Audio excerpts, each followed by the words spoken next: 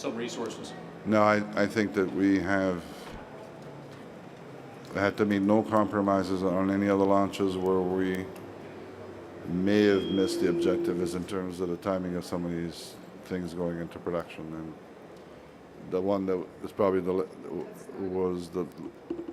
most problematic was the Durango. Just I think it showed up about 4 weeks late against the original plan, but it was totally due to ensure that we had hit the quality levels that we needed out of the body. And so I'm now looking at exactly the portfolio that we wanted for this time in our product development plan. I think from here on in, it's a completely different story. I think we needed to have an arsenal of product that would have allowed us to transition into a completely different set of architectures and powertrains, all of which will become absolutely evident in 2012 and 13. The materials and the content of 300 and 200 are right where you want They're right where they want them to be. And I'll take all the criticism and all the blame for missing the target, but what you see is what I wanted. Mr. Marchionne, Jeff Gilbert from WWJ locally. You have labor talks with the UAW coming up this year, and obviously they are looking to gain back some of the things they've lost. So if you could talk in broad terms, because I know you won't talk in specifics about how you may be able to help them with that. And also, do you think that pattern bargaining is still relevant in this era? I'm going to avoid the last question because I think that those are fundamentally tactical issues as opposed to substantive. I think we all recognize the effort that was made by the UAW in helping this recovery.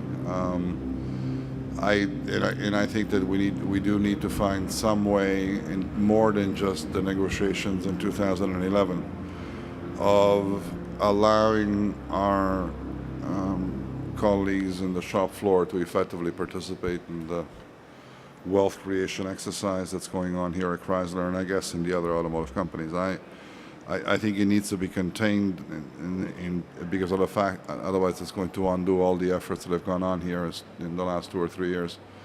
But I think more importantly, and I think that it is certainly it was a big topic of discussion back with Ron Gettelfinger when I dealt with this issue back in the spring of 2008, 2009, that there needs to be flexibility in the compensation scheme that recognizes that we cannot enshrine or institutionalize numbers in the cost structure of the car makers that don't reflect a particular economic cycle. And so one of the things that has led to the poor performance, I think, of the car makers here in Detroit historically has been the fact that the fixed cost element associated with running the manufacturing site could not be adjusted as a result of a downturn in economic fortunes. And that issue cannot be something that is solely responsible, the responsibility of which cannot be just assigned to capital. I think that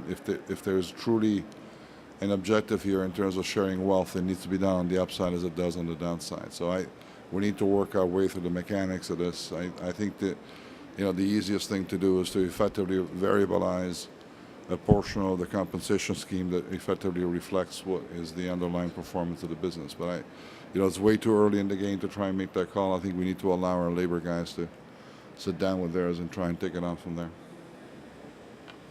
Dick Berry, WTOL TV in Toledo, Ohio. I was wondering what lies ahead in 2011 for the Toledo Jeep North Assembly Plant. Are we looking at any new lines? Are we looking at any new jobs? What's ahead for the plant? I think we should wait until we finalize the allocation process and then announce it then. I think the Toledo plant is an integral part of our manufacturing strategy in the United States. I remain as positive about our commitment to Toledo as I've been historically. I think it's got a good future. I think we need to work our way through it. I think I hate making grandiose statements and promises here. I'd much prefer to show up at launches of vehicles and introduction of manufacturing lines. It's too early in the game. I'm Tom Waite with WXYZ in Detroit. Just wondering what you were talking about with Senator Debbie Stabenow. We're talking about you. Hope it was good things. That didn't take very much, so we moved on to something else. No.